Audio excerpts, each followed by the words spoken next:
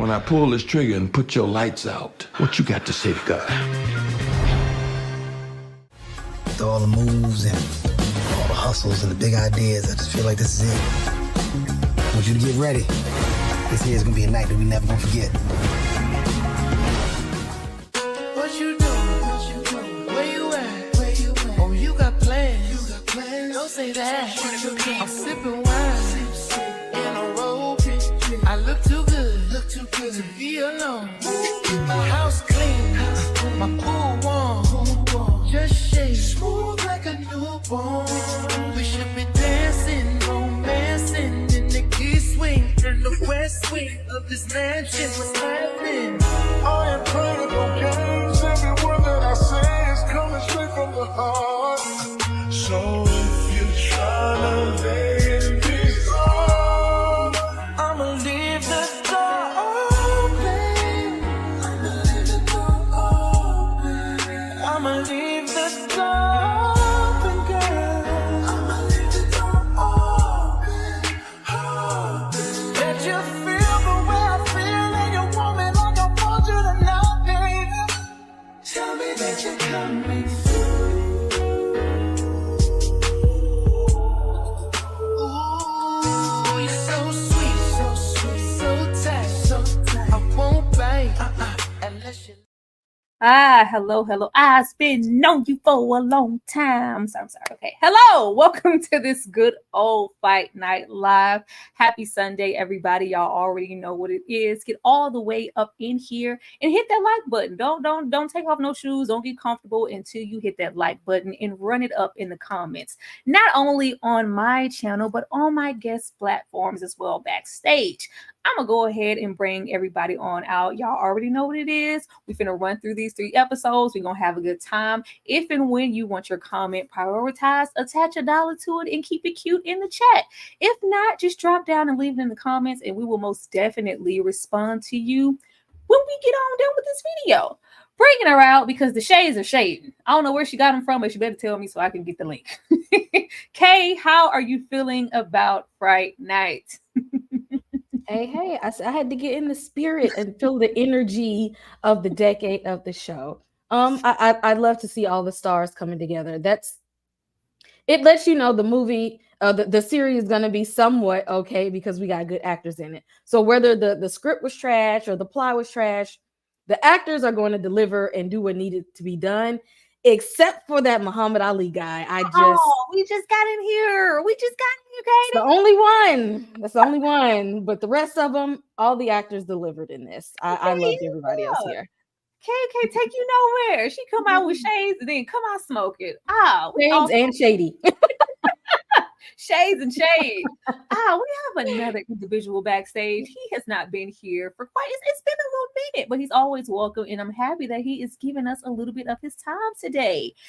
Brandon, with just my opinion, how were you feeling about Fight Night? Hey, what's going on, everyone? Thank you for having me, but I'm loving the show. I had high expectations for this as soon as I first saw the trailer on Instagram a few months ago, and it's everything that I wanted and more. I mean, this is probably going down as, one of the best things of 2024 for me. I love the entire cast, but I got to agree with Kay. Muhammad Ali is not working out for me. I like the effort, but, they kind of fumbled right there. But this is exciting. And I mean, I feel some type of way about the release schedule, just not this show, but a number of shows doing 3 at one time. And we can talk about that. But other than those 2 little nitpicks, I'm a satisfied Peacock customer. So absolutely. Last but not least, this perspective is always sweet. I want to know if her perspective is going to be sweet as far as Muhammad Ali is concerned, because y'all going in and we just cut the camera on. Ashley, how are you feeling about Fight Night? Now, they tried it with Muhammad. I said with all of this budget, right? Because it came through cinematically. I thought it was beautiful. I love the way it was shot. I love the wardrobe. I love the hair. I love the makeup. I loved the cast, really. Except for that, I feel like with such a respected, well-known historical figure you needed to do him justice, and it missed the mark for me. I think the dialect, I think his speech, I think he made a valiant effort, but it threw me off every time. Literally, I saw him, I rolled my eyes in the darkness. I did. Not you rolled your eyes in the darkness. I did. Oh man. But y'all know, before we even dive into the good old Muhammad Ali, we gonna have a little fun to loosen up and have a good time with each other, because we gonna go in. Y'all know when I go in, I ain't nothing nice. But what I would like to know is, can we get into these jive games? You know what I'm saying?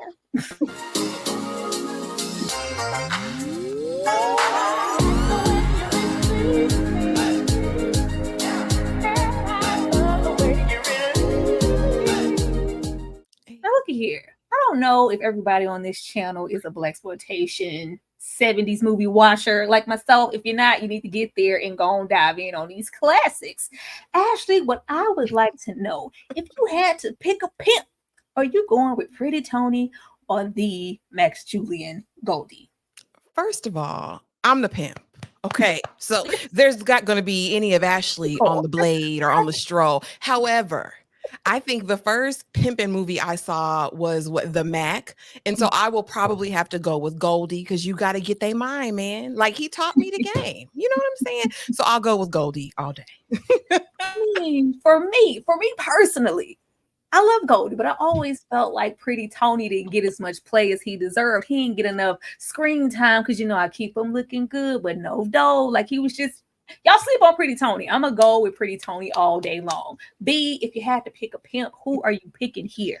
Okay, real quick before I, pick a pimp, I just got to say, Tara, you are coming through with the jams. Like, the intro song, and then the way you brought this in, like, I was about to say the same thing. I wanted the intro to be longer to this live because I was over here grooving in my chair. We got to talk after the live to see where you be getting these hits. Okay, now as far as the pimp, I'm not sure, because I have to be honest, I have not seen any of these movies. But if I am just going to go off images, I'm gonna choose the brother to the left with the cigarette or the bleezy in his mouth. I like him. I like his vibes. He seems like, he puts forth a little effort and everything just falls into place. I bet he got a nice smooth voice. The gentleman in the purple hat, he cool. But yeah, I don't know. I'm just feeling the other brother more. So that's what we're gonna go with. D, for you to like really appreciate situations like Fight Night or things that are adjacent.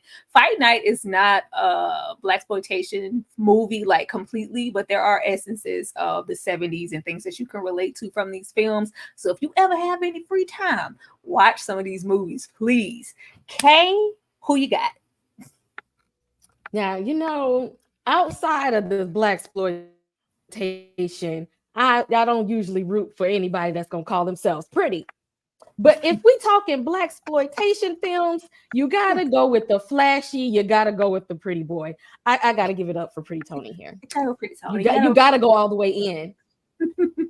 You absolutely have to go all the way in on Pretty Tony. I always wish he got more screen time. Much respect to Goldie, because he's the OG. When you think about pimp and blaxploitation era, you're gonna think about Goldie first. But justice for Pretty Tony. Let's get into Fight Night. Let's get into Fight Night. I thought just before anything, I had to get in on just the music for the show. As y'all could hear, shout out to B. I love me some soundtrack, some music. The way that this show is coming through and showing up like I needed to, with the visuals, the aesthetic, and whoever's on musical direction for the show, they are doing what needs to be done. What I can appreciate with this show is clearly there was a budget behind it. Hence, why did we get that Muhammad? But we're going to go in on him later. There is a budget here. I love a show that can pull us into a universe and a scene. This feels very Atlanta. It feels very 70s, all the way from the show's aesthetic, the clothes, the earrings, the backgrounds, the way that they are shooting it, and you get those cut angles. It's very, very, very 70s, and I love that. I love that. Ashley, what are you thinking about the aesthetics of the show in general? Oh, as I alluded to, absolutely. I loved hair, makeup, wardrobe. I thought they did a great job with the looks. Music, like you said, it can literally transport you into a time. And even after watching, I was humming the songs, right? Because they were able to get this catalog, which is amazing, licensed for the series. with all of our favorites, with things that we grew up with our parents listening to. So I love that for them. And like you said, that budget went into something. It just didn't go into Ali. It went into something now. Kay, how are you feeling about the music and the aesthetic of the show overall? Oh yeah, they definitely took you there, even from like the trailers and things. I knew when I seen, I said, "Oh, they got money," which is good because I need if we gonna do a time period piece, you gonna have to take us there. You have to pull us into the whole aesthetic, and I really feel like the actors even got so much into character. I feel like once they put on the wigs and wardrobe, they was there, and always the music can sometimes be like this is what's going to determine if it's just completely a good movie or just trash completely. Movies that I don't even like, if the soundtrack and the score is good, I'm gonna give them extra points for that. So of course you got all these stars in the movie, they know they had to come through with a good soundtrack. Absolutely. Shout out to the 72 people already here. Keep running up the video and keep engaging with us. Hit that like button, please. B, how are you feeling about the look and the music in the show? Oh yeah, I love it because it just all feels natural and authentic. This does not feel like costumes. This does not feel like wardrobe.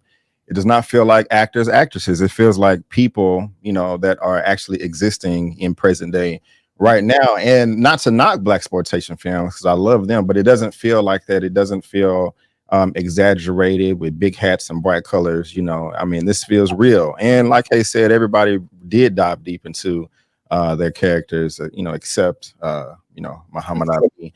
But as far as the music is concerned, I love that too. It's fantastic. I love a great score, good composition, soundtrack, all of that. The person behind it is named Scott Bomer. He was part of Hustle and Flow as well, and Soul Man. So he's worked with these people. So they have that camaraderie, and it's all coming together. This is like perfect. So far, I loved it. And as far as the aesthetic, like you said, like the way it was shot too, there was a ton of montages, especially in the first episode. That really gets me going. It's real fast paced and, not boring. I feel like every shot, every line of dialogue is useful. There's no filler or anything like that. So yeah, perfect for me as far as all that's concerned. Absolutely. You better dance down there. No. I just like taking care of people. I'm Gordon Williams. Let's get into the Chicken Man. Let's get into the Chicken Man in Atlanta having the potential to be a Black Vegas. Are we feeling stupidity off of Chicken Man or just pure, strong ambition? That man got a dream. From Chicken Man all the way down to Gordon. We're a numbers runner. We're a family man. A dream, 2 women, 3 kids, and an opportunity to be a patsy of a lifetime. Gordon got a double life. I'm here for Gordon. I'm here for Kevin in this role. I am here for Kevin in this role. As I said, when I discussed this previously with B, y'all go check that out too. Kevin shines the most to me when he gets to play against type. I do, like his comedy, and I know that that's what he's known for. And this is just as funny. There are moments in the show where I found myself cackling. But the characters that he are surrounded by and what he needs to be in the show to really drive a character like Gordon home. We meet Gordon at gunpoint. Like he about to get taken out by the Samuel Jackson. So this man is, bidding for his life. And I just love all of this. I love anytime he gets to play, a fatherhood, an action situation, something with drama, and he just really has to push himself. I love Kevin in this role. B, what do you think about Kevin here? And it's just this double life he's leading. Like, what do you think about these women also? Yes. Other than the double life, because I don't approve of that personally, I'm loving his character and I want him to win. And no, I don't sense some stupidity from him at all. I sense a ton of ambition and I respect it. He wants to do well for Black people and, give his people an opportunity. So, hey, Black Vegas, Frank did have bigger dreams and, aspirations. We'll talk about that. But he's doing something right. He's able to keep, even though he has a double life, he's able to keep both of his women happy to a degree. That's not a hard thing that's not an easy thing to do, to, have a wife and kids at home and, your colleague, your coworker, whatever, you messing around with her too. So, but at least it seems like he don't seem like he's fumbling. It seems like, at least he's satisfying both parties. So you can look at it that way. But I love his hustler mentality. I like the way he's able to think on his feet. When he was at the game and he got his wife's binoculars and was like, "Oh, okay, there's a senator, and then there's my janitor friend, and there's Frank. If I I can create a situation." He almost succeeded, you know. So I like that. I'm always gonna love a character like that, and I'm really happy for Kevin Hart too, because lately he's been really showing his acting chops. I like him more as an actor than a comedian. Not saying that he's not funny, but I just appreciate this more. We have this role, True Story with Wesley Snipes, and what was it, Fatherhood? I mean, knocking them out the park. You know what I'm saying? And so far, this, as far as the acting, is not as great as those films, but it's still damn good. So I'm here for this 100%. Hopefully he survives. I'll be sad if he doesn't. Kay, the church needs a Ruth Gordon. Are you here for Kevin Hart in this role? And do you think Faye knows about his double life? Is she just completely unaware, or does she know anything? I'm pretty sure that she had that woman's instinct and discernment. But you know, this was back in the day, and it took a little bit more to get receipts. Okay, she couldn't like go check his Instagram, she couldn't check his cell phone or nothing like that. Nobody could, one of her homegirls couldn't send her a video or a picture saying I see him with so and so. So it take a little bit more to get receipts to prove something that you might know, because she couldn't have took this information to him without having concrete evidence of what you're doing, because clearly he's a liar. So he could have wiggled his way out of it. He has a hustler mentality, and it reminds me of people that are just like the street people, the hood people, the gangsters. It's like all this knowledge and intelligence, but you're putting it in the wrong area. Like if we could put it towards some legal stuff and something positive, you could really, really be successful. So his hustler mentality was there. It was just in the wrong direction. And yeah, no, she was on to him a long time, but she needed that one last piece to really drive it home before she know that man. He done already got locked up before. She know he was gonna lie if she brought it to him without no evidence. I feel like Faye is one of them. Like, long as you come home to me, I don't care what you do. You can do whatever you want. Don't bring me back nothing. Don't bring me back nothing, and come back in this house on time. When you're in here, you're Gordon. When you're out there, you're chicken coop. Ashley, what did you think about this? And what role do you feel like Vivian is playing in Chicken Man's life? Yeah, I mean, you have it right there in the little box there, bottom B for sure, because she's not looking at it on the romantical side, right? So we know Faye knew. Faye been knew. Faye is happy in her life with her white picket fence, like church board. She's happy and content as long as he's there with her, right? At church on Sunday, she's good to go. I think that that par for the course back then. As long as you're doing what you need to do for this household, I'm not going to let you go to the next woman. I can know about her all day, but just don't let her know her place. And I think when you go back to this time period, Vivian is a perfect example of aside somebody who knew their place, right? And their role. She wasn't gonna mess up what was going on at home, because we have this business arrangement. It's putting money in my pocket, right? I'm growing, like I'm doing what I want to do. Okay. And we know where she came from as we got a little dance a little bit later on. So I think she liked Chicken Man for all of his quirks. And I think, a double life is a major character flaw.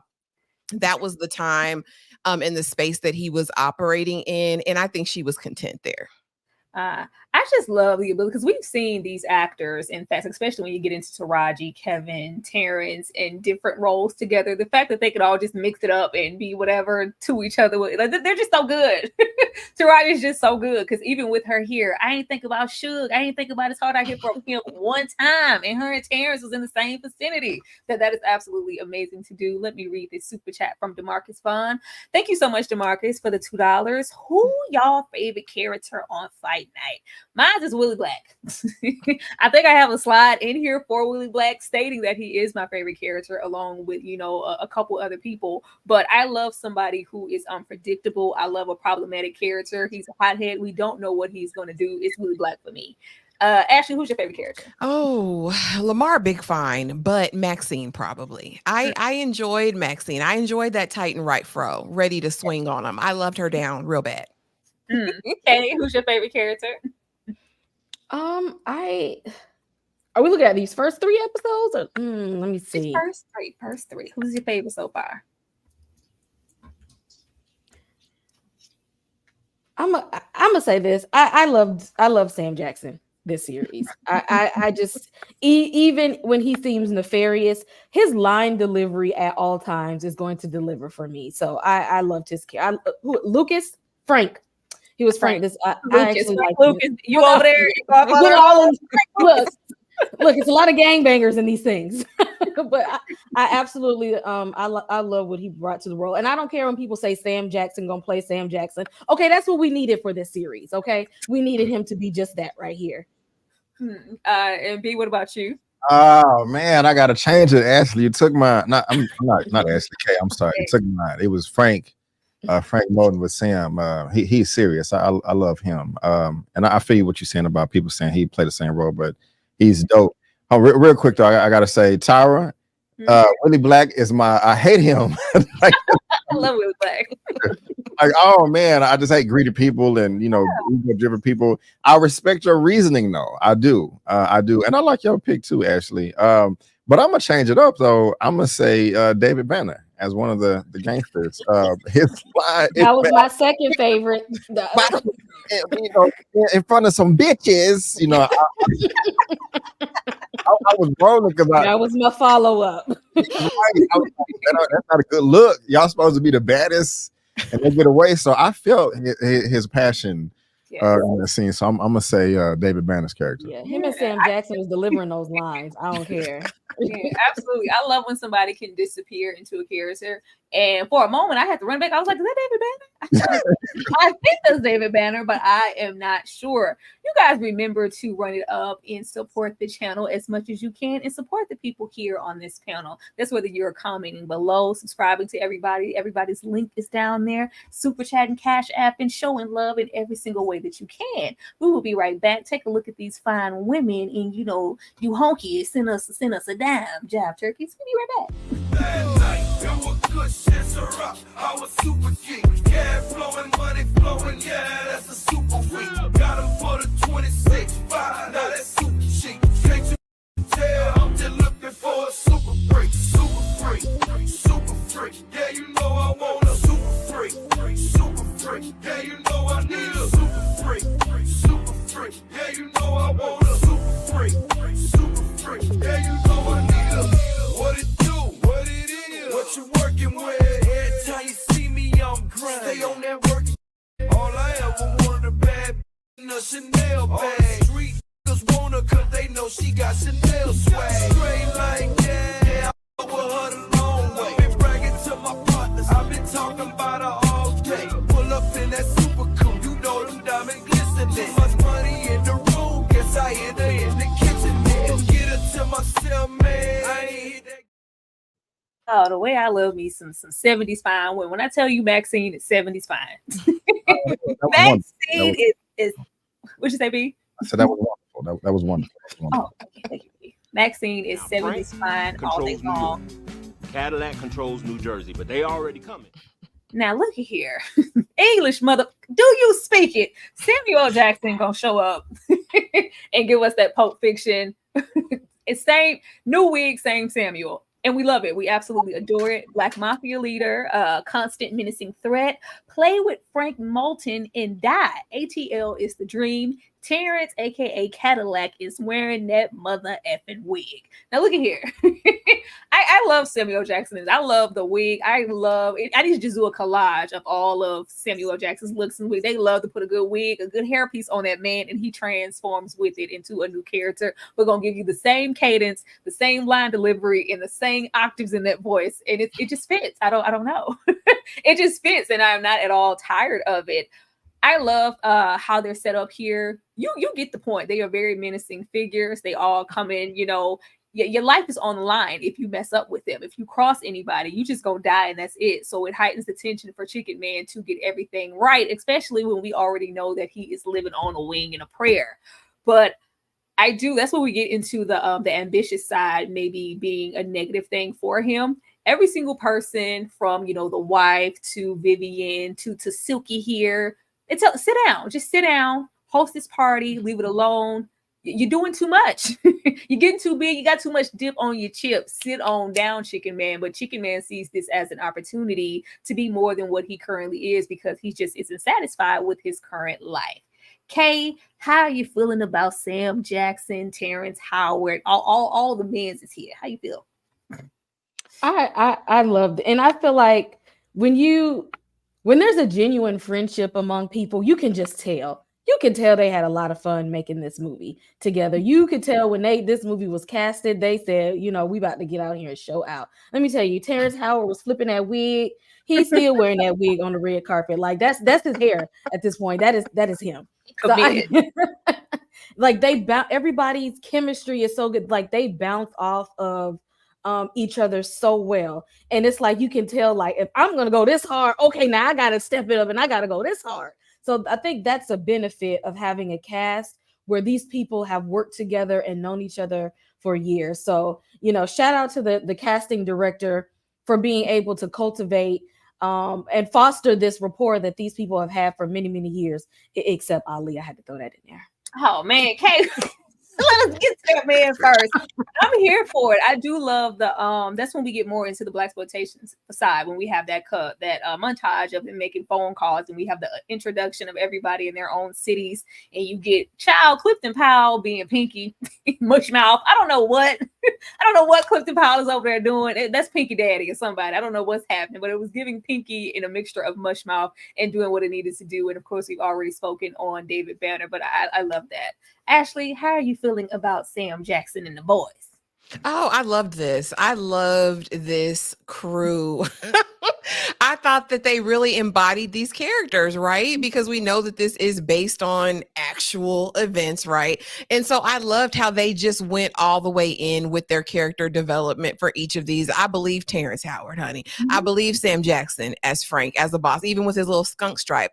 I was here for all of this. And what was interesting to me is that you kind of even outside of the gruffness, because these are all gangsters, right? Frank being the top.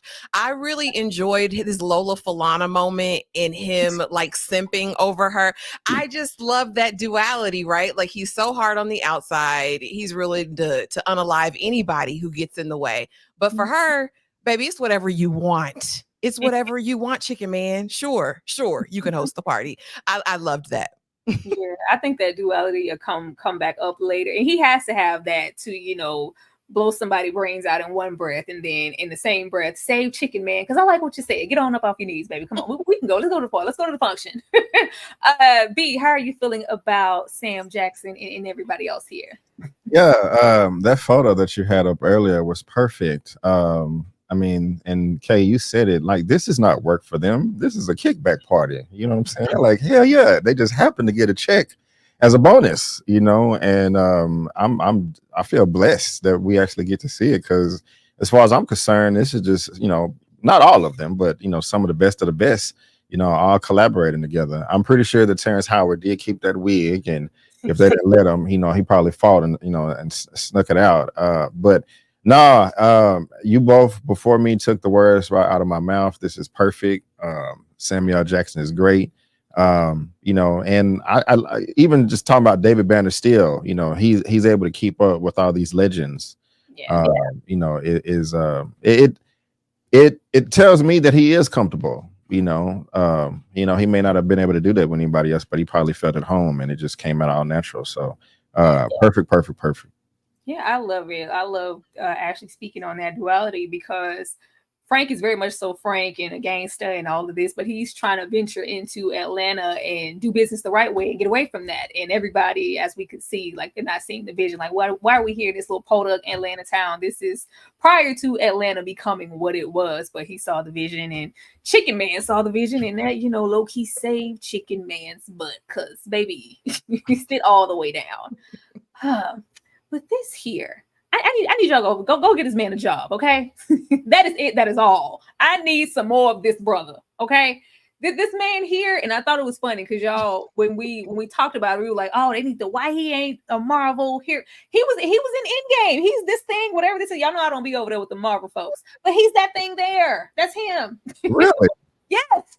I Wow. was like, yo, he was a part of the universe. He was just, so covered up that we couldn't see him. But I even could have taken him as that menacing. He could have been Frank. Like, he is really doing something for me in these subtleties of being like, he's just the muscle. And, like, hey, when I tell him go, I suggest you run because he going to collect the body if I say so. But I just love this. And I need y'all to get this man some more work. Anybody want to see anything else on his brother? I Yes. told y'all that's Mercer in The Walking Dead. That's when I first seen him and was like, okay, Hey, I TWD. need him on the screen. I need this man to get a role. This is an action. This is a hero. What are we doing with this man? He was an action. He was like the leader of the Commonwealth military in The Walking Dead. So they gave my boy a good role, and he made it and survived to the end. Spoiler alert! But they ain't even kill your boy off like this. Like they gave him a strong role. Like they knew not to play with this man. Fine, Kay. What you saying, B? Yeah, they definitely need to include him in some type of comic book superhero property because he is it. He was very intimidating and strong, and he was responding to the snap of another man, but still like able to seem super duper masculine. Like it wasn't like weak or anything. Like a dog. It was just like he's a demon off the leash, and I was like Jesus. So.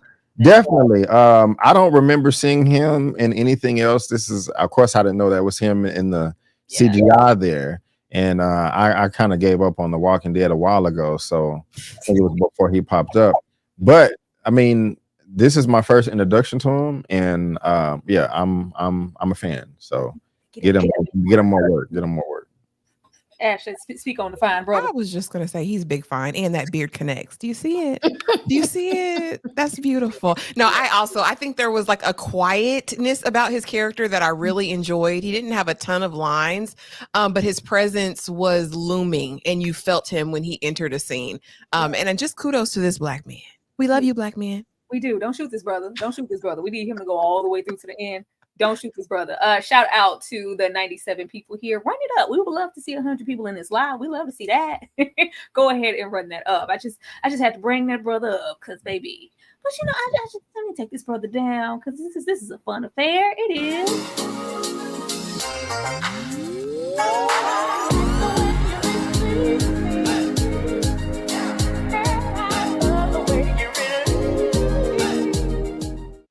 Now, So you have to be a DJ. Like, I am a DJ. I am not a DJ. I've heard that before though. Like, you a DJ? No, I'm not a DJ. I love music though. B. I don't know if you've seen Shaft from 1971, but if you had to choose a versus in this moment, which film would it be? I feel like I'm gonna lose subscribers, but I've only seen the 2000 version. I haven't seen. It's cool. It's no pressure. I gotta go with Samuel, just because that's the only one I've seen. So yeah, it's 71, the original. It's on the list.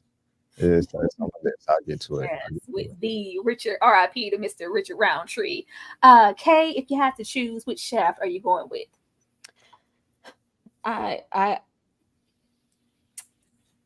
I've only seen the original one time, and I tried to get into the Samuel Jackson one. It didn't hold my attention, so I'm gonna have to give it to the original one. Plus, I mean, he introduced us to the song. How that is a legendary song right there. Song, okay? What's the song? Okay, we don't know it. Can you sing it for us? You damn right.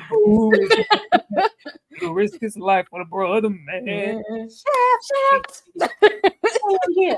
They say this cat is a bad mother. Shut your mouth. You gotta give it up to the original just for that alone. Ashley, if you had to choose, which one are you choosing? Now you know me better than that. I love Samuel L. real bad. But we going back to 1971 because the only one that understands him is his woman. And Richard Roundtree was big fine. And he was whooping everybody. Like that original leather jacket, the pork chop sidebar, like it's going to deliver every single time. Like absolutely. That was perfection for me. I gotta pick it on GP, not for it just being, the Shaft, but that was there were like some blaxploitation movies before Shaft, but Shaft literally opened up the floodgates and we got all of those great films after that. Definitely gonna go with Shaft. Shaft is absolutely iconic, but Samuel L. Jackson did his thing in 2000, and I love me some what you in here for, income tax evasion. I love that scene. I love that scene. We gonna love us some Jeffrey every single time. Thank you. Let me read this from DeMarcus. Thank you so much for the $2. I wish Andre Melvin Gregg had a bigger role. Is that the brother I just had up? I'm like, no, that's not the brother. Who's Andre? Who's Melvin Gregg? Anybody know what it is? I'm looking it up right now. Is that the baby they keep saying? Is the cute he was in giving Big Mama to work in the trailer? Is that him? Hold on, let me see. AKA Man Boy. Yes, that's Man Boy from Snowfall. I knew it looked familiar. Yes. Well, I don't know. We still got some episodes left, Marcus. Maybe he'll, pop out a little bit more. I know they didn't bring anybody here to waste them at all. Everybody is getting, because it's a lot of characters, but I'm sure they'll make sure that everybody gets a little bit of screen time. And thank you so much for that. Oh man, yeah. Maybe we gonna have a blaxploitation night or something. We most definitely are. Because I think you're gonna love them. Problem with it, you going down there and take it up with the suspension board. That's the spirit. Don Cheadle is in the house. Love me some Don Cheadle. Detective J.D. Hudson navigating in the system. When will Captain do something for me? Never, because Captain don't care nothing about you. Aligning himself with the enemy for change. The acceptable Negro and a product of his time. Now, I was really identifying with old Don Cheadle as Hudson here because, he's a man of his third time. Like, I'm trying to work within the system and change it. Hoping that if he gets, close enough to a certain position, close enough to this captain and does the best he can in his job, he'll be, promoted. He'll be taken seriously. He'll be, able to throw his weight around and get racist like this gentleman back here fired. Do you guys not value me? No, they don't, baby. They do not. And you are just here to say that we have a black brother on the staff. But it takes a minute. I think we're going to have him have a revelation and realize that he isn't valued in this space. And to maneuver in this world, he has to maybe align himself differently with other people because Captain ain't gonna do nothing that's not gonna benefit him. But love him, love the situation with the wife, and I'm here for them working and having them good government jobs, trying to make a change out there. Ashley, what did you think about Don Cheadle? So here's the thing. Detective Hudson ticked me off a little bit because especially as it relates to the whole guarding of Muhammad Ali, right? And this idea, that he's a draft dodger, he's all of these negative things. And so we see him enter into that situation with so much judgment. And I get it was the times, but something in me was just like, come on, man. And I did like some of their heart-to-heart moments, and I like how you kind of saw over time his facade crack a little bit. So I will say I am here for an arc in a character. And I enjoy Don Cheadle whenever I see him. I mean, he never does injustice to any role I've seen him in. So kudos to him. Yes. And I love his wife in this. I loved it. I love their partnership. I love the little comedic moments that we got in these first couple of episodes. Here for it. I can't say I don't think that Don we're meeting here. This Hudson, I don't think we're going to end with this Hudson. I think he's in for a while, for like a rude awakening, especially when we have Ronrico. Shout out to Ronrico here as the senator, whoever he is. Maybe he's doing his job in the show, telling him that you either get with it or you're going to get left behind. Atlanta has potential and it's going to be the black mecca, the black center for a lot of businesses. Putting black people in positions of power. What you're trying to align yourself with this job for, eventually it won't even matter. So calm down. B, what you think about Don? I'm loving the performance, and I love Don Cheadle, and I definitely want an arc. But I'm 50-50 with this character, because it broke my heart the way he treated Chicken Man, called hoodlum, and he really enjoyed it and knew that was just like a little dagger, a little knife going to his body every time he said it. It's kind of like how people can use the N-word. That's exactly what he was doing. So I don't like to see all of that. But at the same time, it is kind of in the times. I do like the relationship that he has with his wife. They bump heads, which is normal. And even the whole, hey, is Meatloaf okay? Yeah, that's fine. Okay, I see you at the crib. That was so cute. Adorable, And I like the fact that, they can, raise their voice, and scream and kind of holler, but it's, it's still love there. It's not, disrespectful. And they know that. You're just like, hey, this is just her or him getting something off their chest. And that's kind of what I'm here for. But as far as the rude awakening, like, I think he already knows because When he was in the basement, when they found the body at the party, I think in episode 3, he was working with the other rookie cop. He was like, "Hey, man, are you gonna be able to step it up because it's just gonna be us. They don't care about the victims or what's really going on. This is kind of an optics thing, and so we'll see because he did kind of get what he wanted at the end too. And but let me stop. I mean, he is going to have there is going to be an arc with his character. I actually will be disappointed if it wasn't towards the end. So I don't know, maybe he'll come around and I'll like him 100%, but I'm still kind of 50-50. Kay, what about you? You playing your role well when you don't like the person, because I did not like Mr. Officer here at the beginning. I always, it's like, why when they give these black men these officer roles, they feel like the blue outshine the black. Sir, you still black, and they know you black, but you trying to prove to the other black people that you got some kind of power over them. It don't ever work in your favor, because when the blue turn their back on you, you're gonna go right back over to what? The black people. So he was really selling it, because I was side-eyeing him for a good little minute. Like, I love it. You're not working for me. So that shows he did what needed to be done in this role. An incredible actor. I love me some Don Cheadle. I just love them all here in the shows. I love seeing all these big names go over the TV. Y'all can breathe now. The Black Adonis has arrived. Okay, I put him in the middle, so we got trying to ease on into Mr. Muhammad here. The champ is here in Atlanta. Is mad. Hudson, you ain't nothing but an overseer. You are my enemy, not any Vietnam or Chinese. I mean, he wasn't gonna get drafted. Ali was not getting drafted and going to fight anybody's fight. Child, y'all ain't even fighting for me here. Why am I going to fight somewhere? Y'all know my enemy. My enemy is right here at home. So, of course, this has put a whole target on his back to where he's not beloved by every single person walking. Some people just have a disdain for him, all the way down to the point of not even wanting him in the city of Atlanta for a fight, at which, of course, he is guarded by the Officer Hudson. But I immediately when his brother came on the screen, respect to this brother, I was like, who's this? Who this for? Because this cannot be Muhammad Ali.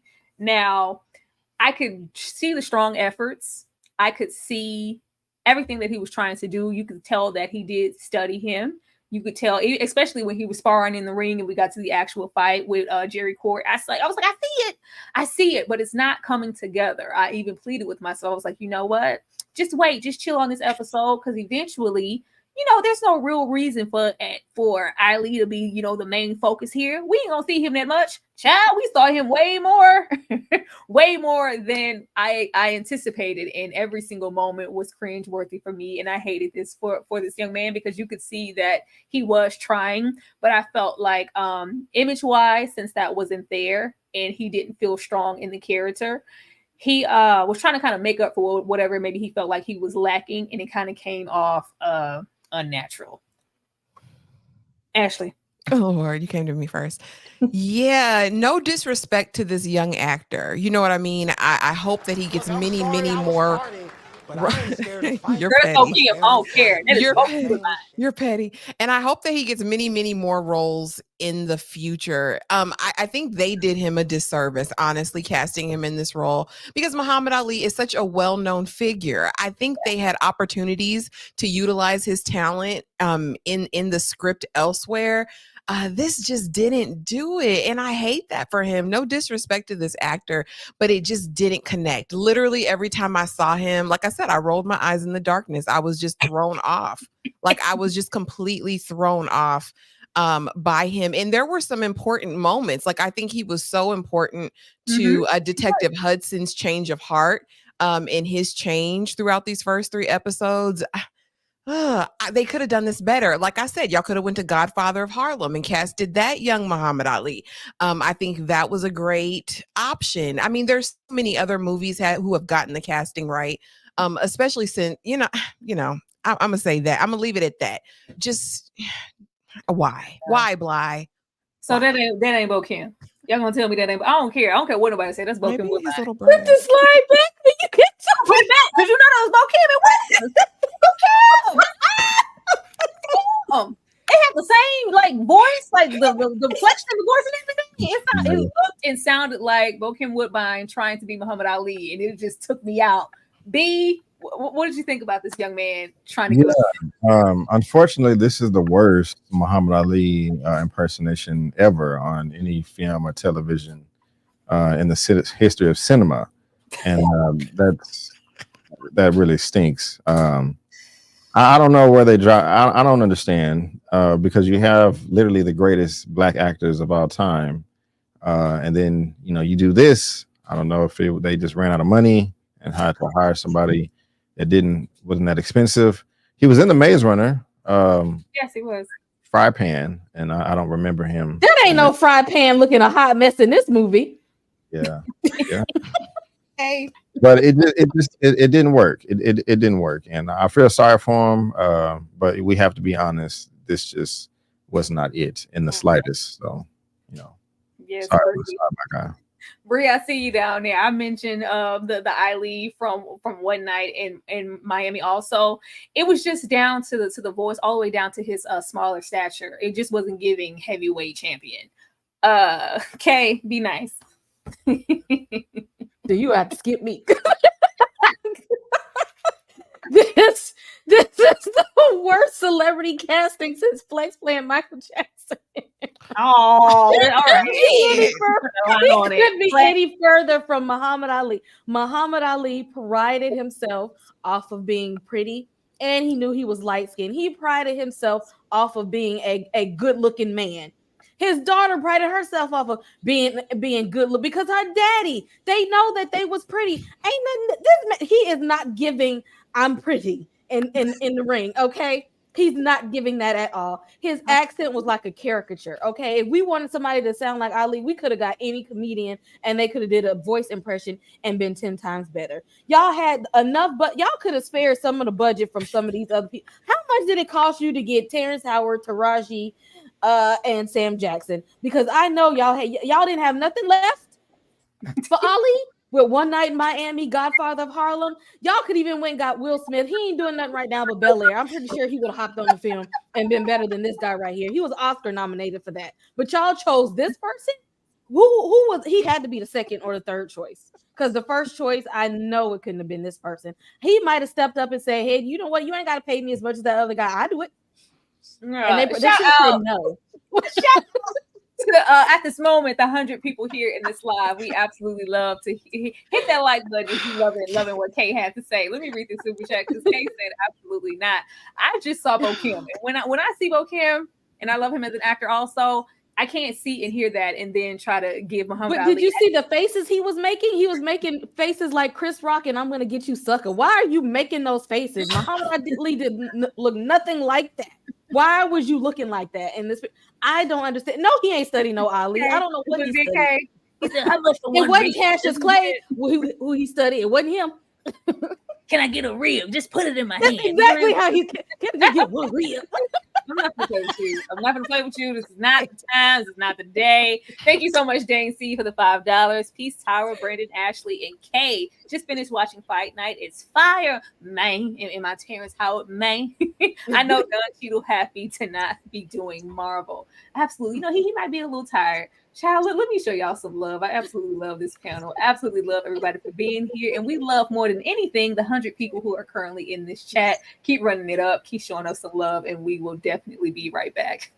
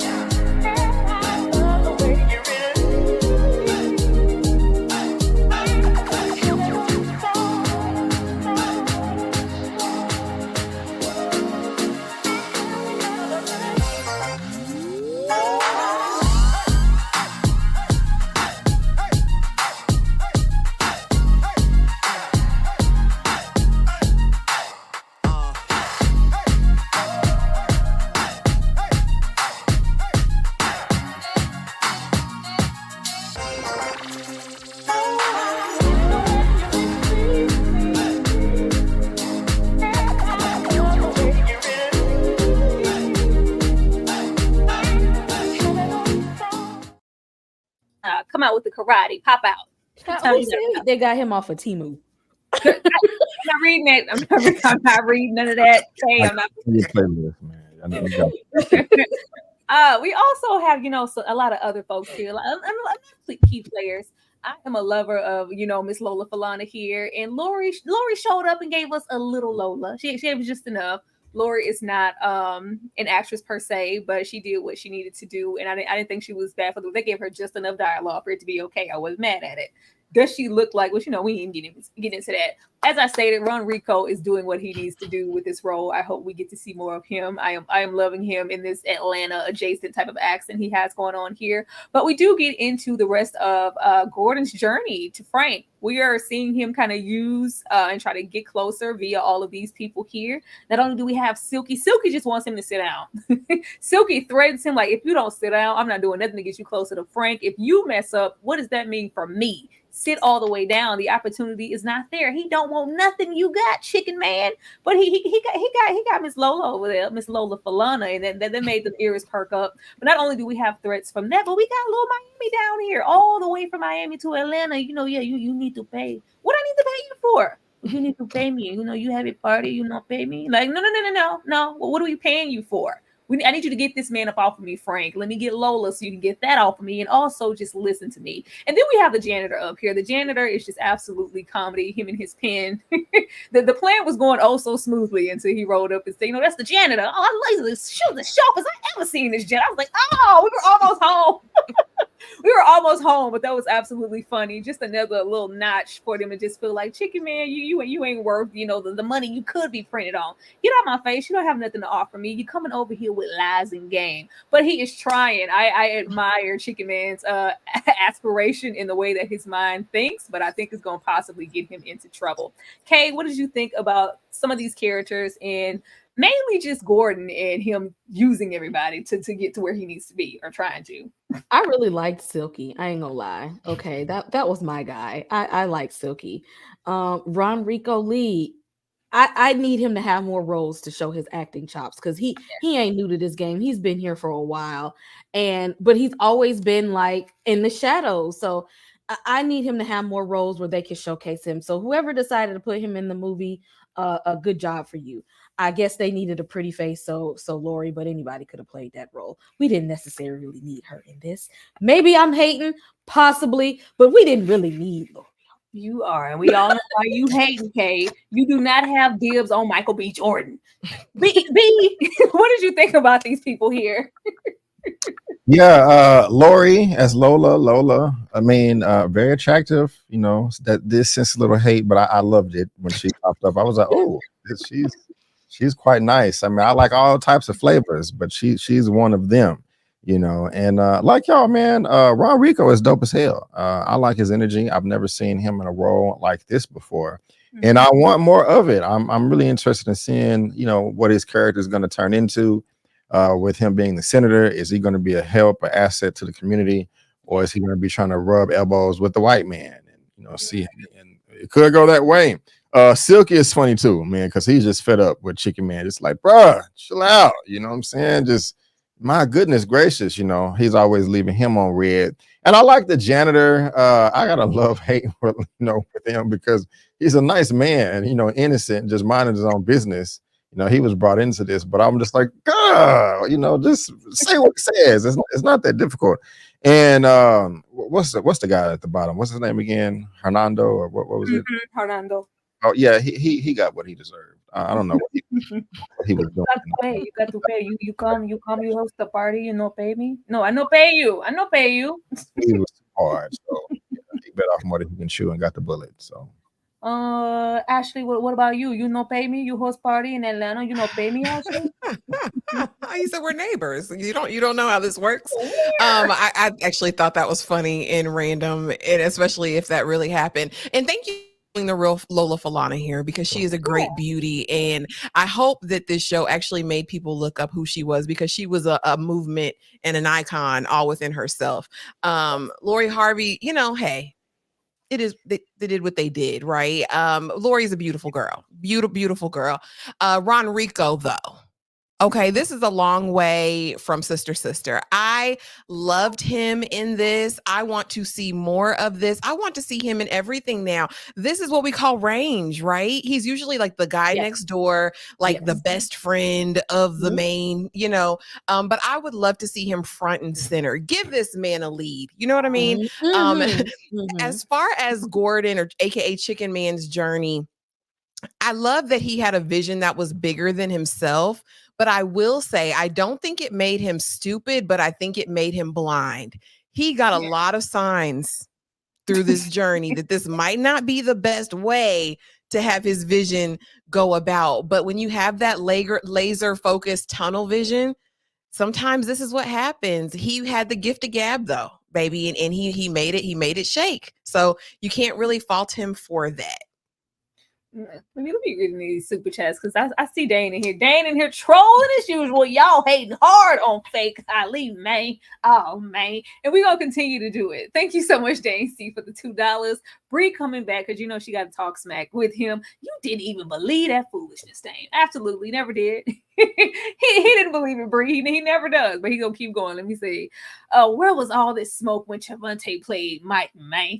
I talked about the show when he played Mike Tyson. Go run it up and check it out, Dane. There was some smoke. And I wasn't mad at Chavante. I didn't think he did a bad job. And Lori did what she needs to do. Lori was here to be fine, and she was fine. And that's all we needed. We need nothing else.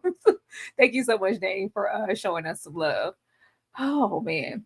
And I get it more into these folks. Like, yeah, this was good. I had to put a real picture of Lola here. I went back to find some photos of Lola, so we got to put it here. But we do also learn at this fight that the two of them have history. Gordon and Hudson's history, pigs and hoodlums. And that's pretty much sums it up. Hoodlum, pig, like. And I feel like they are putting this here to eventually Chicken Man is gonna have everybody at his neck, and he's gonna need some help. And I think we're gonna get into like a buddy cop situation. I could be wrong, but I don't know. It's giving me past, it's gonna be conflict, and then in some way they're gonna meet because, like you said, Hudson was taking, a lot of pride in this hoodlum, taking a lot of pride in this moment because he identifies himself as something else, but not just really even seeing the potential in Chicken Man and who he truly is. And he just sees, everything for just one way, aside from when, stuff's gonna go astray at that police department. Then he's gonna, maybe look a little bit more towards his own. But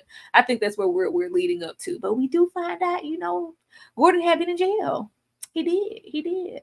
Hold on, let me take this back here. Because, baby, the way they tried to dead presidents this moment.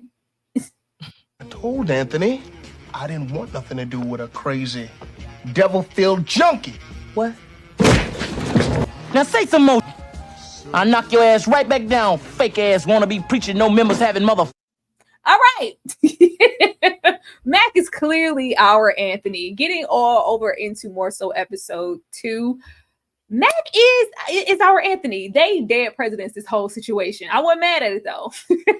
I was not mad at it. If you are familiar with Anthony and dead presidents, back from the war, Vietnam, you got the girlfriend, the wife, the kids. You got a lot riding on things, and you just, you're desperate. You need some funds, and at which we get into a heist type situation. But I feel like this plan was doomed all the way from the beginning because ain't nobody trusting this individual down there. We already knew he has a plan, and Kevin Hart's character is the perfect patsy and all these other things, but I can't say that I trust him as far as Mac is concerned. And I feel like he has some nefarious things happening, because why is all this planning happening, all this robbery happening? You presented it to me, but you are nowhere in sight. That's not making sense to me. B, what did you think about Mac here and just this whole plan and us meeting our team? Yeah, I like Mac, but at the same time, you are not the brightest, sir. If somebody's going to come to you with a plan and then not be there, just say, hey, I'm going to go get on a flight. So you should have abandoned ship right there. But it does suck the position he's in. I respected the fact at first that he was like, no, I'm going to turn it down. I'm a stand-up citizen now. The guy didn't even beg him. He just decided I changed my mind. I'm like, wait a minute, stand your ground. But I like him for that. Other than his occupation, I respect the fact that he tried to at least go give his daughter, a little bare. I don't know how consistent he is. You can't be doing that just 2 or 3 times a year and expect that to work. But I don't know. They didn't dive that deep into his character, but maybe he will. As far as the mother is concerned, like as long as he's not abusive, verbally or physically, she should let him, see his little girl. But again, not unless it's only like 2 or 3 times a year. That's causes confusion or something. But Mac, he cool though. He seemed like he got a level head, but yeah, him trusting the other guy down there was very, very foolish. So it's just desperate. Like, even if that was the case, and it's like, oh, it's gonna be the party of the century. It's gonna be some high rollers. Like, okay, who's in there? I want to know. At least let me know who's gonna be in there. He just didn't ask enough questions, and I know that's probably because he's desperate. Kay, what did you think about our team here and Mac as our leader? When they come up with these heists and plans, do they ever sit and say, let me create a pros and a cons list to see if the cons outweigh the pros? Because they just be like, we're desperate for some money. We're going to come up on a good lick. Everybody going to get paid. But then did we have a conversation about what could go wrong? Because that's usually what happens more than things go right. Nobody wants to talk about, because then you're being negative. Then you're trying to bring us down and ruin the plan. For the amount of intelligence it takes to come up with a heist, you would think that you would make it foolproof, and they fail on that part. Like, if you got a lot riding on it, you need money, you got a family to take care of, you got to pay this bill, somebody's sick, somebody mama needs something, and the only option you have is to go rob some people, especially when you think this is going to be a good idea. You're right, like you said, they weren't asking enough questions. They weren't asking the right questions in order to make this plan actually really work. It's like, okay, we got a half-cocked idea. Let's roll with it. Ashley, what about you? What did you think about this situation, and what did you think of Chloe here? We do have Chloe Bailey here, but they lost me with the robbery. When we had little baby down there. He could spot the fuzz from a mile away. Okay, well, why he in the basement doing the robbery? Why he wasn't at the curb? That's what he was supposed to be. Y'all was supposed to have Melvin Gregg up there down there with a gun. Why y'all got these children down there? Ashley? Tyra said you didn't ask all the questions. Who all gonna be there? That's what we need to know before we do anything. And again, I'm thinking in my mind, when you read $1 million heist and you read it, I'm thinking, oh, we're gonna get a little Ocean's action, right? Like, this is gonna be strategically planned out. We're gonna have the people that excel in all of these different areas. And again, when we get there, like, they didn't have a clue what was gonna happen. Like, how you gonna let the people know in advance and make them the host and the hostess opening the door scared, shaking their head like, no, y'all wanna leave? How are we supposed to party after y'all done scared us all? Like, it was just a bad plan in execution.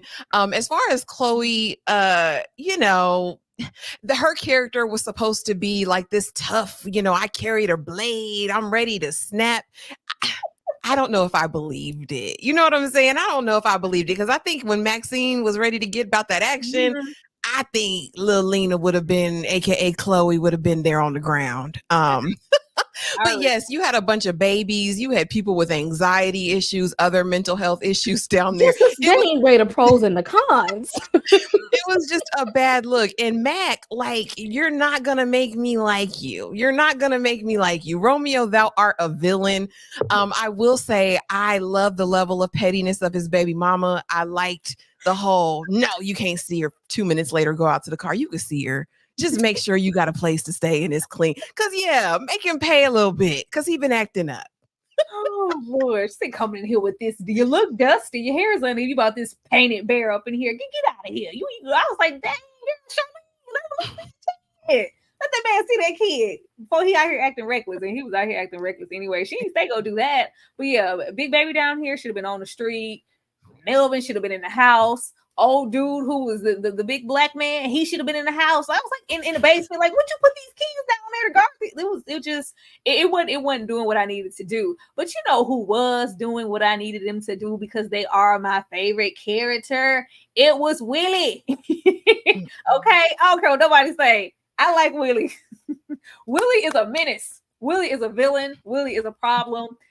Whatever decides to happen in episode 4 moving forward, Willie is gonna be a hazard to it. Like, he's a problem. as far as everybody here, I think we can anticipate what everybody's going to do. Mac here, he has his little hero, good guy complex. Yes, we in the house, we slinging people around and pointing people at gun, and then we're going to try to be a savior and a good guy at the same time. Well, we don't want to kill anybody. Like, oh, okay, Mac. It's going to be, one of those situations, and I know what we can expect more so from like Chicken Man or Frank. We know what they're going to do. I don't know what he's going to do. I don't know what he's going to do, and I think that really makes for great storytelling. But, if y'all don't like Willie Mack, that's okay. I take that. I would absolutely take that.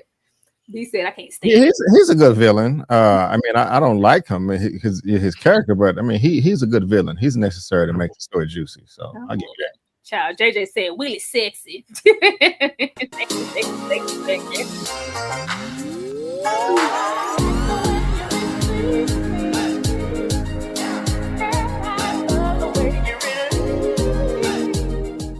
All right, it's Sheba Baby, it's Foxy, it's Coffee, it's Friday, it's everything you ever wanted it to be. It's Jackie, okay? Coffee, it's Pam Grier. Ashley, what is your favorite Pam Grier movie? It's gonna be Foxy Brown. Iconic. Do you hear me? Pam Grier is that girl. Like she was probably my first real introduction into blaxploitation. I mean, where I'm slapping you and you rolling across the bed, across the room, kicking your platform boots up in the air. And I mean, makeup snatched, hair. I mean, nothing's out of place once you get up. You know what I mean? Or run into the bathroom, your whole shirt comes up and you're running, just top. I mean, listen. Finish this titties out because, we got to run and we had to be exposed because it's blaxploitation and it's the 70s. It's just boobs galore for no reason. Love it. She ate down. She was cussing you out from top to bottom. Like iconic. It was an era. It was. Now, B, you can mention any movie that you want to. I know you're not into the blaxploitation as of yet, but I know you've seen some movies with Pam. What could you say was your favorite Pam Grier movie? It's muted. B. There you go. My bad. I'm gonna say Foxy Brown too. It was, long time ago. Oh, you saw the titties, but you ain't seen none of them other movies. That's what I'm gonna ride with. Oh Lord. Kay, what about you? See, I knew I was dressed for the time period because I knew you was gonna come up here doing the most with these I said, let me be ready for this today. With that being said, since we can pick any movie, yeah, we can. Me being the horror person, I gotta go with Scream, Blackula Scream. Gotta throw her in there. Bones. I thought she was going to say Bones. No, we gotta go back. I gotta go all the way back. Scream, Scream. Love it. For me, because the Coffee was that girl. I love Coffee. I love the soundtrack to Coffee. But I'm gonna go with Jackie Brown because they thought she was done. They thought she was done. Wasn't nobody checking for Pam. They wasn't giving her the respect that she was just due at the time. And what is his name? What is the director name? Quentin Tarantino rolled up and said, absolutely not. Got her, got Samuel, all of that good stuff, and brought her back into to the stratosphere where she belonged. And that was just her comeback film, and she did well. It's just really, really great acting. I love her and Jackie Brown, but Coffee's always gonna be that girl. Love Coffee, love Sheila Baby, Friday Foster, all of them. White Mama, Black Mama, Black Mama, girl. Women in cages, just all kind of just derogatory. But I love it, and she just needs so much respect. And just movies like this, not movie shows. When I saw Miss Chloe pull that blade out, I was like, yes. Even though it wasn't giving. If Maxine would have pulled it, I would have believed it. But that's not the point. It was giving 70s, those parties that I can't remember which one. I don't know if it's Foxy Brown or Coffee, but when she has them blades in the hair and they go to snatch Mama's hair and hands are cut. Good, the party, and then boobs fell out for no reason. We're always here for it. Y'all comment below your favorite Pam Grier movie. Definitely gonna get back to y'all. But here, child, back to Willie. Y'all better let Willie be a problem. Better let Willie be a problem. I'm here for it. He finna mess something up because he definitely messing up his party. But getting here to these ladies here, getting here to Miss Thing, because I know everybody was like me, like, who is that? I don't care what's going on. I need to know who this young lady is coming into the scene with all her thick thighs and her Titan right afro. Name was again? Yeah. Lisa? What your people say? I got people everywhere. Baby, where your people stay? Because you in Period. here lying. Baby, her name is Teresa Celeste. I wrote it here. put her in something. I don't care what you're doing. Same thing I said with Baby who needs to be a superhero. Put her in something. Maxine was doing more than that she needed to with this little piece of screen time that she had. More Maxine, please. Now, of course, we have Chloe here. She's delivering as, you know, the suspicious insider that nobody's trusting. And, you know, she dropped Vivian. We knew she was going to drop Vivian. You know, we know what she's doing back there. But I couldn't concentrate on none of that. I was trying to get to Maxine. Okay, Ashley, why is Maxine your favorite character? Please explain. Because she just can't, she really literally embodied it all. I mean, when she gets out of her candy red car, walks up and they smack her on the booty, and she like, okay, what are we doing? Like, she's about her business. She was there. And even in this moment with Vivian, it's about solidarity. Oh, I thought she was acting funny too. You know, like, what are we doing? What are we on? That is my type of friend. That's the one you want when the tough gets going. I loved her, and I believed her. I believed her. There was never a hesitation or a moment of doubt through any of these moments with them in these couple of scenes that we got to see her. I'm with you. I want to see her in more things. Yes, I want to see her. More things here. Put her. I hope we see her more in episodes because she's believable, and she's still. It's hard to still a scene with the Taraji standing there. Girl, I'm paying attention to you and Taraji's here. That's some talent. B, were you here for Maxine? 100% yes. And I'm feeling the fro and all of her energy. I would definitely take her on the date. If I saw her out, I would holler, excuse me, miss, how you doing? Seriously. But no, she was super talented. I liked her character as well. She wasn't afraid to speak up when they ran in with the guns. I don't think she just jumped on the ground immediately. She kind of looked around like, what the F is this? Oh, y'all motherfuckers. Like we partying. That's what she said. It was right. And it wasn't like an ego thing either. It was just like that was just her being her, you know, and like Ashley said, it was very, very believable. She did steal the scene. I like her spidey sense as well. It just shows how great her acting is. But yeah, she's up there. I want to see more of her. I loved her energy. You know, I'm a fan. Kay, were you a fan of Maxine? And you can speak on Chloe too, if you want to. Kay, are you muted? Can you hear me now? Yes. Okay. Less is more sometimes. So, you know, the less that they give her, the more that we get from Chloe. Just don't do too much. And we can stomach it a whole lot better. Just give us a little bit and you're good. But this one here, Max, yeah, she's a survivor. She is a survivor. And she's got the skills. Like, she looked like she might have run into some things in her past, you know. This ain't her first rodeo with some foolishness. She done been out here in these streets. She gonna do what it takes for her to make it out and make it to the next day. So you gotta respect the hustle, because she ain't new to this, she true to this. Absolutely. Lisa, Girl, come find us, where your Maxine. people stay? I got Where your people everywhere. Where your people stay? I just want to say, Taraji, she gonna give it to us every time. You know, it's hard out here for a poll. It's hard out here on a poll. The payback is coming. We look at here. Taraji ain't never met a role she ain't like. I ain't never seen her in this type of role. Like, maybe Suge is close to where she's more so, you know, docile and not giving her dominant personality. But yeah, Taraji's being pushed. No, you're not making me revert back to my sweets days and dancing in here to entertain these men in this basement. But it was given everything. It made me think about Dirty Dancing. Nobody puts Baby in a corner, okay? I was here for the dance and here for all of it, but you could see that she's kind of being pushed to her breaking point because Chicken, I told you we shouldn't be doing this. I told you were in over your head. I told you this was too much. First of all, what was the security? That's what I wanted to know. Were we just supposed to be all having a good time and having all this money in the room and not having a secure thing in sight? That was crazy. But we do get a little dance from Taraji to save her man. Ashley, were you here for the dance? Muted, Ashley. Dang. So here's the thing, right? Like you, I like a villain that's going to villain with their whole chest. And Willie Black does that. But when you lose me, Willie Black, is when you like don't do that to a woman. Don't demoralize her. Like this was so shameful and so mean. Like I remember my granddaddy used to take me to the shake junk and she used to be, oh, y'all don't know, y'all in for a time. Girl, get on and drop it like it's hot. You know, she did her little two-step burlesque shake. I was here for the dance, but I hate that. Like, don't exploit her like that. I will say in the moment, little chicken man fun size, he tried. You know, she didn't want him to take that bullet, so she did what most of us women do, right? We just go on and take it. I'll just do it, like, you know. But I do like him for standing up and for not putting that gun in his or that blicky in his mouth. If he would have done that, that would have ruined Kevin Hart for me forever. Don't put the blicky in your mouth. Don't do that.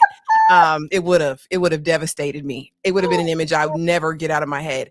But yeah, Taraji gave it to us. You could feel the desperation. You could feel the sadness of you bringing me back. I'm elite now. Like I'm running numbers. Like I'm the number 2 here. And now you got me taking it all off again.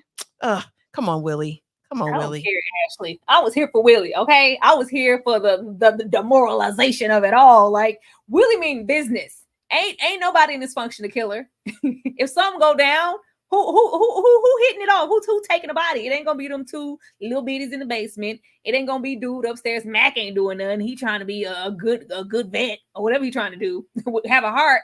Willie is gonna be the one to take somebody out. He's the only thing that's keeping this function going. Ain't nobody scared of nobody else there, and everybody just maybe having a gun. He's the only threat that's present in this basement at the moment. I'm here for it. I mean business. I got to keep all of y'all. It's only one of me, okay? It's 50 plus of y'all in this basement. I need y'all to know I mean business. Taraji, get on over there and shake something. B. Yeah, Willie Black sucks. I didn't like him in this. He made me very uncomfortable. He's an a-hole, and I hope he dies by the end of the series. I want him bleeding slowly. And Samuel Jackson and also Chicken Man just talking shit over his body, like, yeah, you know, you made a strip, and I'm serious. I think I'm joking, but I'm for real. But I got to give it to Ashley. I'm glad that he did not put the blicky in his mouth. That would have been awful. That would not have been a good image. So shout out to them, just saying, okay, we need to press pause right here. But as far as their relationship is concerned, I like that they did have each other's back. You know, he didn't want his woman up there, you know, feeling ashamed, and she didn't want the blicky in his mouth either. So, you know, I do like that they was down for each other. Mm-hmm. And again, that's not even his main. That's his side. So, you know, that's not always the case. She's like, well, hey, you decide. So, you know, we had our run. You know, but I did feel uncomfortable during the scene because I just don't ever want to see women in that position like that. You know, and I mean. It was just me because I was singing. Oh gosh, she handled it well. Yeah, I you know, I was just like, I'm glad that it was just that. Yeah, I was it was going to be more. You know, I didn't want to have to watch it like this, but performances across the board were. I like that, B. Of course, I didn't want to see that. I like that we didn't know, like, because I was like, is this going to escalate? Hopefully, he ain't gonna do nothing to Vivian. Like, are we going to do that? Don't make no example out of her in this room. Don't take advantage of her. I didn't want that, but just the fact that we feel that threat off of him and we don't know. That's what makes him interesting. He's a good villain. Yeah. I agree with that. Well, you here for the dance? You know, I'm with JJ in the comment. That was it was cringy and uncomfortable. Okay, I mean, you over here repping hard for Willie, and I see why though, because I mean, you know, he all villainy and whatnot, and quite frankly, you know, it ain't his fault that she was an old hoe and he know all of her old tricks. So he said, I mean, I know the tricks, pull one of your tricks out the bag and entertain these people in here. Because again, I got to be the stick up man and everybody else is not on their job like they should be. So it's up to me. I know you got a few tricks up your sleeve. Pull one of them out. It ain't I didn't give you the job in the beginning. You used to do this for money. So you might as well do it to save your own life. Do what you got to do. But it was cringy and uncomfortable to watch. But I mean, ma'am, clearly you did the dance because you had a routine from back in the day. So it wasn't that hard. Hey, I'm not about to play with you. I am not about to play with you at all. Not even a little bit. Kay's funny. Kay said it ain't my fault. Everybody know your mama's a hoe. Kay was always absolutely high. I'm sick of her. Absolutely sick of her. But Like I said, tensions are high. We got one killer because there's only one killer in the bunch. You got two amateurs. Gordon, if you don't get us out of here, you're gonna die.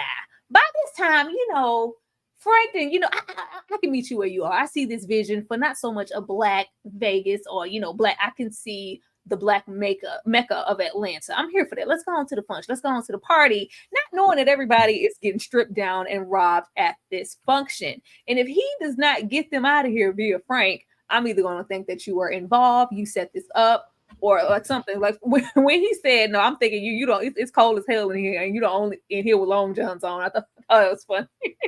I thought that was funny. But yeah, we have that. The stakes are just really, really high in this basement, and I feel like the third episode was so far my favorite. I loved it, but yeah, everything is just riding off the back of Chicken Man's neck. If he don't fix this, you're gonna die, and we don't fix this. We end off here. First of all, where is Gordon going to take Vivian? Don't you take Vivian where I think you're going to take Vivian? Because she don't need to be there. Because we can't take her to no hospital. We can't take her here. I was like, why she couldn't stay at Maxine's? We had to take her somewhere. And I feel like he didn't take this woman home. You don't take your side chick home to your wife if that's where you're going.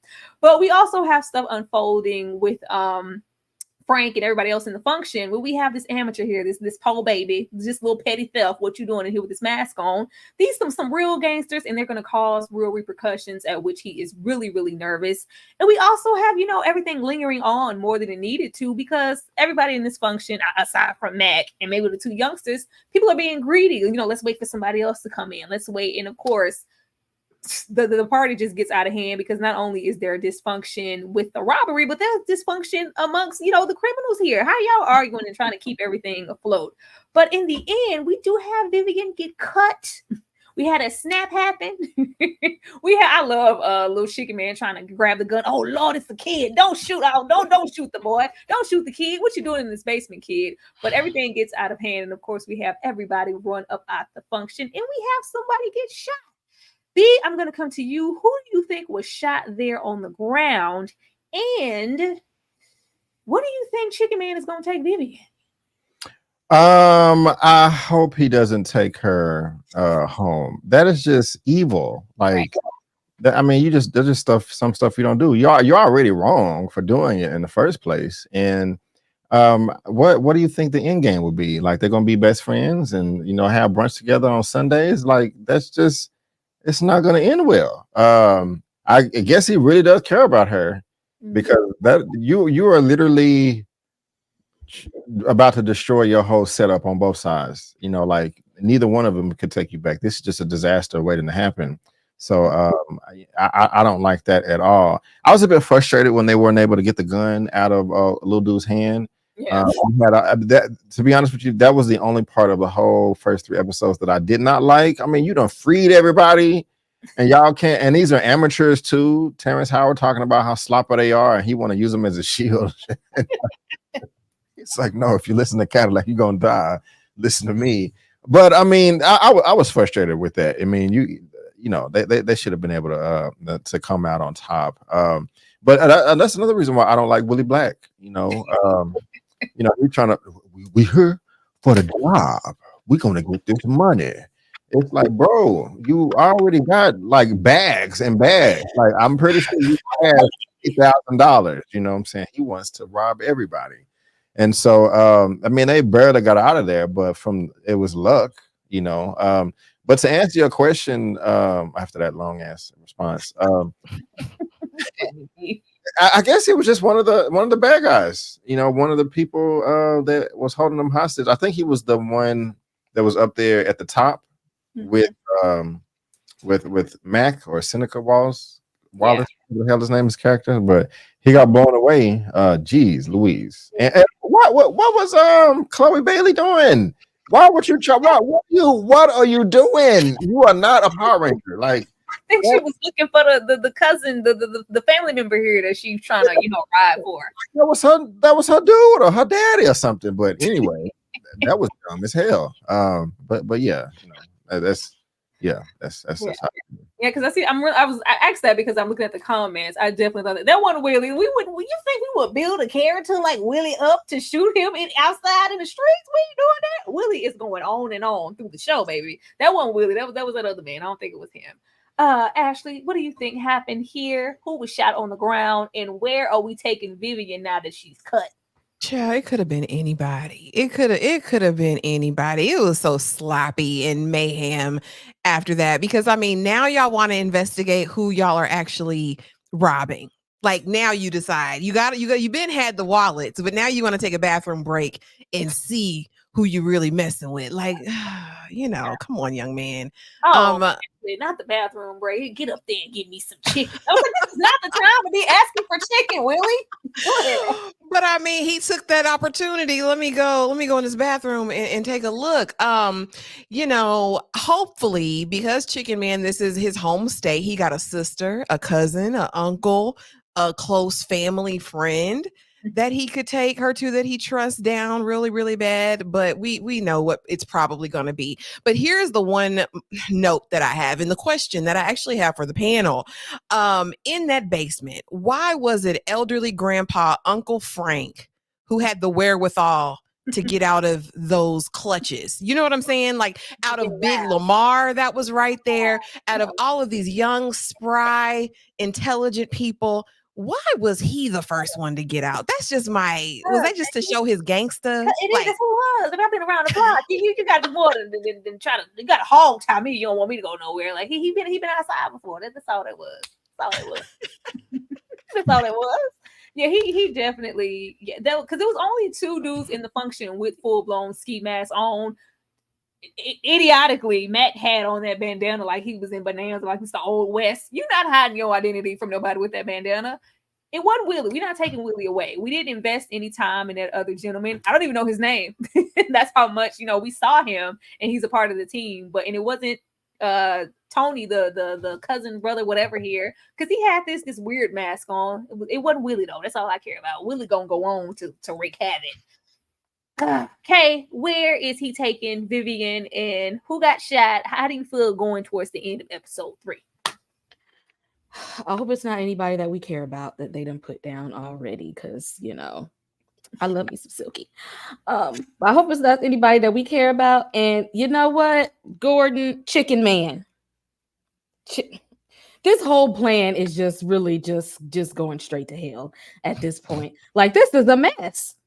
This is a mess. This is messing up the whole setup he got going. He was trying to get in good, with Frank. This ain't looking good for Chicken Man is what I'm saying at this point. He got to be smarter than that. He's giving Chicken Man right now and not Gordon. Because if you have a name like Gordon, I feel like you would be more responsible. But when you call yourself Chicken Man, you get in a mess like this. And I don't know. Do he got nursing skills to patch her up on the side of the road? They got a secret apartment. Child, because Gordon would know better. But Chicken Man finna make the senseless decision. Chicken Man about to do some more foolishness. Child. And they was out there, where's Chicken? Where's like, these people really love you, Chicken. Don't you take that woman to your White House. That's how people got shot back in the day. That's how you get shot. Ending off the end, the end of this episode. Is Lena dead? I was like, Lena, girl, answer the question. All I need to know, because she just had to be out there lingering in the front yard to get bust upside her head and kidnapped and held at gunpoint on this tree. What I need to know, did Gordon have anything to do with setting me up? We couldn't get a confirmation, a yes or no, but we do see gunfire and they cut away to the birds flocking. Y'all know we watch movies all the time. Y'all can't fool us with that. If we see some birds flock and gunfire, baby, she dead. She dead. We wouldn't waste that. We're not doing no scare shots over it. They're gonna come back. Now look at here, the next one gonna hit you. I don't mean the next one. You better tell me something. No, I think she's gone. Maybe you didn't tell us nothing that we wanted to hear. Or maybe she said, you know what? Hey, it was Gordon. Gordon sent me. And we know that he didn't. But she could have said that. Maybe she's trying to look out for the team. I don't know. Kay, is Lena dead? At this point, I feel like Peacock said that we had enough of Chloe and her acting abilities. And we're good here. We go ahead and close the curtains on that one. I don't see a need for her to step further into the season on that note. I feel like, let's leave out on a high note. Oh, Oh, dang, Kay. Kay always got bullets. Cock, bang. Ashley, is Lena dead? And did she say, no, it wasn't Gordon? We were acting on our own accord. Did she say that before you took her out? Muted, Ashley.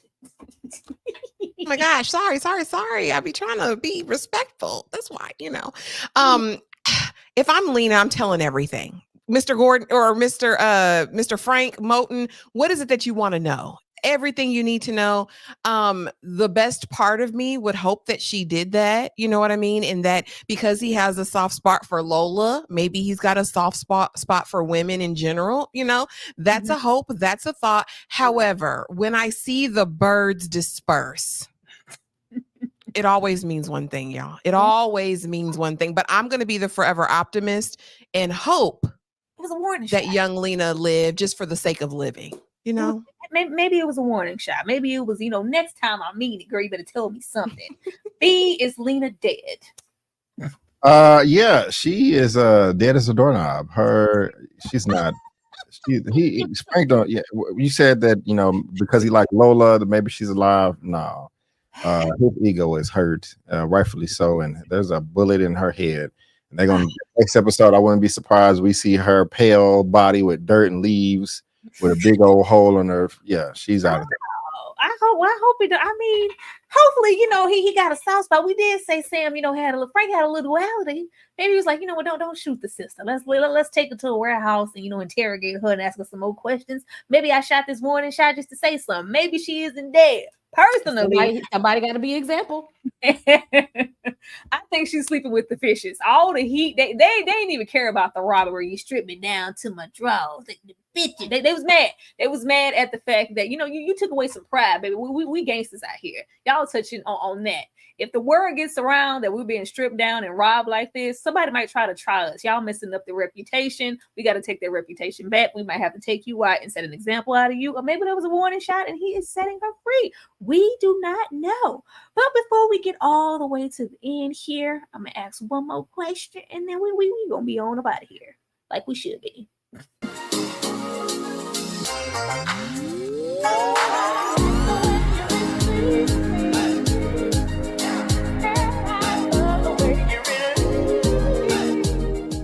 In between the sheets. All right. Comment below. Now we got Uptown Saturday Night here. Sidney Poitier, Bill Cosby, good time. Then we got Cotton Comes to Harlem over there. Equally good time. We got duo, tag team. Very what I feel like we're going to get in this movie, the show with Don Cheadle's character and Chicken Man, them teaming up to, take down the big guy in some way, shape, or form. But Kay, if you had to pick one of these films, which one are you picking? Uptown, without question. Yeah. Uptown Saturday Night. Absolutely. Like, I haven't watched it in a while. This show and me trying to get stuff together for this reminder. I was like, I really need to watch that. Uptown Saturday Night is funny as hell. But it's hilarious. Yeah. I'm definitely going, and Kind of Comes to Harlem is equally iconic, but Uptown Saturday Night is funny. Like Bill Cosby, Sidney Poitier in their like prime, which is being funny. And then it was Sidney stepping out like, what, we need to make our own movies. We need to make our own movies, have our own direction, our own writing. I'm finna do this thing and we're going to do it the way we want to. I've been, Mr. Tibbs over there for them for far too long. And Mr. Tibbs. Even though, hey, he was over there. It was too much. I need to do our own film, black films. Ashley. So here's the thing, right? Uptown Saturday Night all day, of course. But this is one of the moments where, to me, a sequel was better than the original. I loved Let's Do It Again. Let's do it again. I loved it. Oh my goodness. But yes, Uptown Saturday Night, iconic, hilarious, will give you everything you need in that era. Kind of some fun heisty stuff in that too. We're definitely gonna rock with Uptown Saturday Night. Good love in the midnight. Come on. Good sleep come morning light. Have you seen either one of these films? I have not, but I'm gonna pick Uptown Saturday Night because I like Bill Cosby, so that's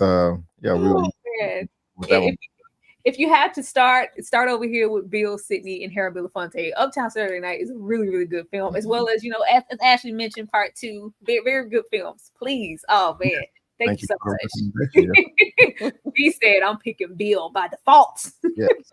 By default. Finishing up here. Kay, I am going to come to you first. What are you anticipating with episode 4? I need Terrence Howard to go ahead and flick that hair back a couple times. Let's see that. I need I need Frank to get in his gangster era because I need to see the menacing part pull up. Because okay, something went wrong and he feel like it's been a setup, and I need him pointing fingers and setting examples. Okay. I need to see him put some fear in some people's eyes. Chicken Man, if you take that woman to your house, she need to burn it down with both of y'all in there. I feel like everybody finna be on Chicken Man head top. Everybody who was stripped down in that basement, the whole Black Mafia just finna be gunning for Chicken Man, and he gonna be on a run, on looking over his shoulders. I think it's just gonna be high noon for him, and it's gonna be a bounty. It's gonna go down because nothing in this episode let anybody know, you know what, he didn't set this up for all of us to get robbed and stripped down. We don't know. Hopefully we get more Maxine. I don't care what she's doing. I don't care who she's talking to. I want to see more Maxine, and I definitely want to see what Frank decided to do with Miss Lena. Did he take her out? I really do think he does. But yeah, don't take that woman to that house. Don't take that woman to your house, Chicken Man. If you do that, that says a whole lot about your character. B, what are you looking forward to in episode 4? Sorry. Yeah, like you said, Chicken Man is gonna be running around like his head is cut off. Seriously, everybody's gonna be after him. He's gonna be ducking, dodging. Excuse me. It's just gonna be a mess. He's gonna be getting an argument with everybody. Frank is gonna be on his tail, calling him here and there, and also what's gonna happen to Silky? You know, because Silky probably, is he going to vouch for him? Is he going to throw him under the bus? Because, you know, he knew him and Silky works for Frank. So that's going to be a conversation there. But I'm really interested in the conversation behind with the whole Black Mafia. Like, you know, Frank, how are we going to solve this? We can't go out like no punks. But Chicken Man, he's going to be center stage running for his life. Ashley, what you looking for? This is the time to rise and shine for Chicken Man. I want to see him cool under pressure. I want to see him come up with a plan to combat all this because listen, it got his name on it. They're after him. It is going to be vitally important that he can stay cool, calm, and collected. And I hope he takes the necessary precautions to protect those that he loves and care about.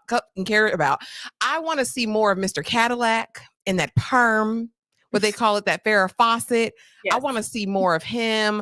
And I want to see Frank's true nature revealed. Like, I want to see gangsta. You know what I mean? Because we got to see a little bit of a softer side of him before. I want to see the full gangsta come out in this next episode. Also excited to see what's going to happen with Detective Hudson.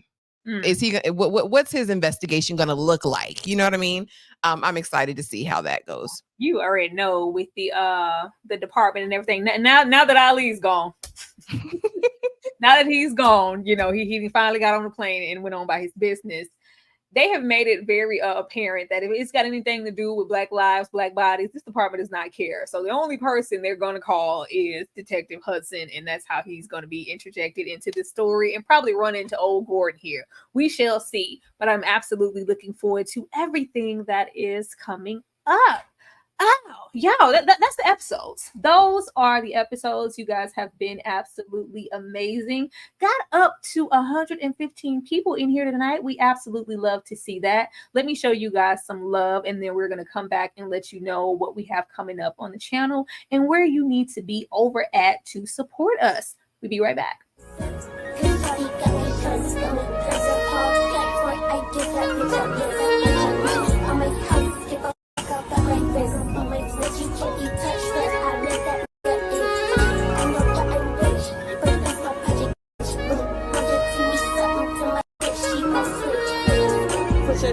Push a pound of weed, need a brand new weed. Kill my dog, see nigga, please, I go Keanu Reeves. We don't go, why you telling me just let a nigga see? Honestly, I'm not feeling you and you not feeling me. Keep it cheap, welcome at the age, just let that nigga be. TLC, no I'm finna keep my phone on D&D. That's my song, but that to beat up, run that to sleep. You ain't know you beat to me, he beat his me.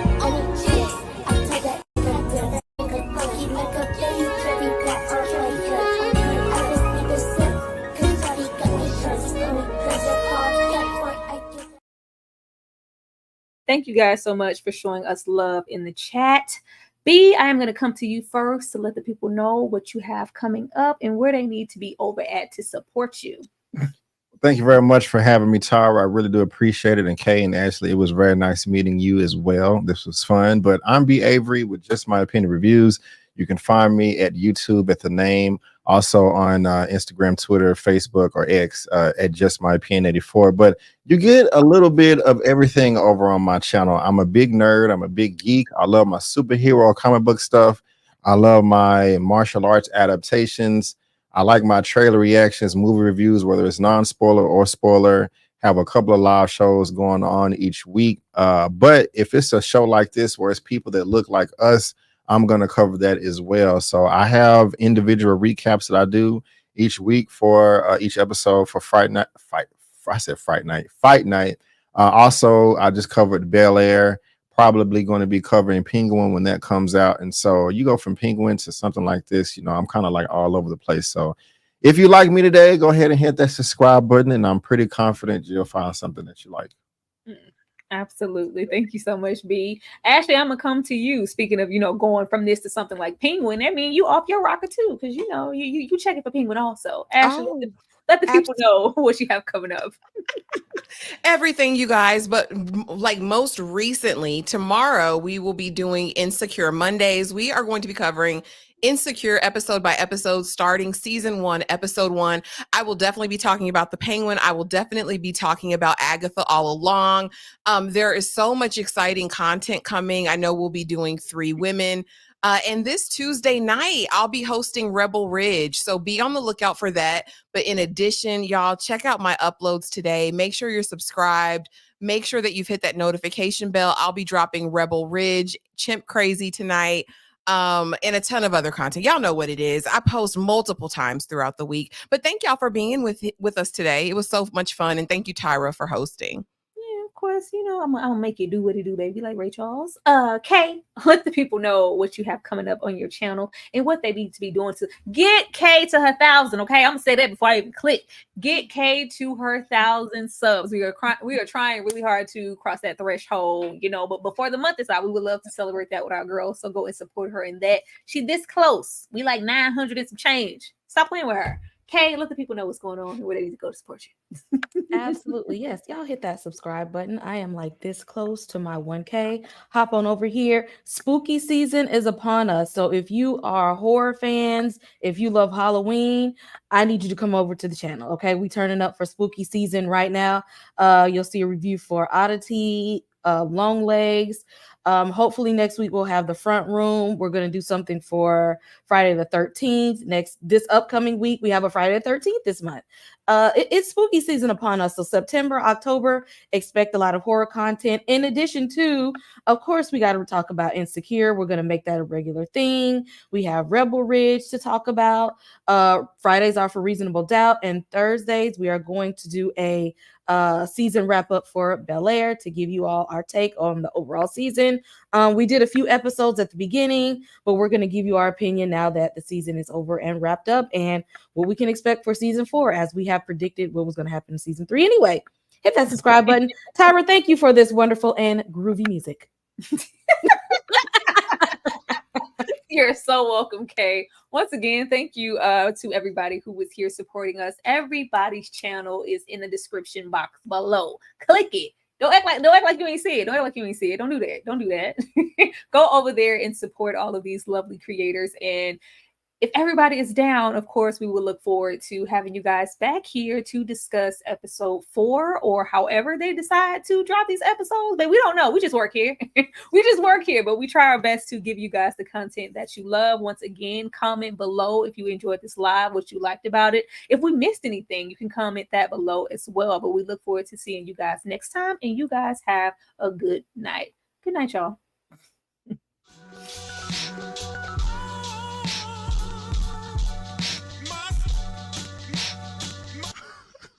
My